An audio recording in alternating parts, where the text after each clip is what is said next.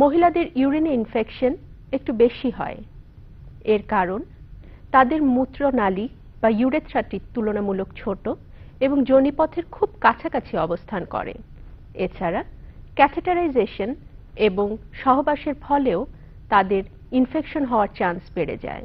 যারা প্রথমবার গর্ভবতী হয়েছেন, যাদের ইতিপূর্বে ইউরিনারি ট্র্যাক্ট ইনফেকশন বা ইউটিআই হয়েছে, যাদের ইউরিনারি ট্র্যাক্টে কোনো ধরনের ত্রুটি আছে, তাদের ক্ষেত্রে ইনফেকশনের চান্স বেশি থাকে।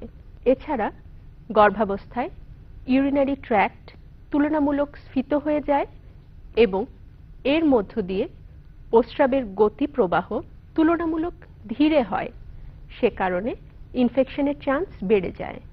এরপর আসা যাক ইউরিনারি ট্র্যাক্ট ইনফেকশন বা ইউটিআই কী ধরনের উপসর্গ তৈরি করে সেই বিষয়ে। সাধারণত কোমর থেকে কুচকি পর্যন্ত ব্যথা অনুভূত হয়।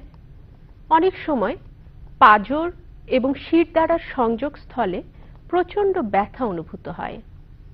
এর সাথে কাঁপুনি দিয়ে জ্বর আসতে পারে, গায়ে প্রচণ্ড ব্যথা, বমি ভাব, শ্বাসকষ্ট তৈরি হতে পারে।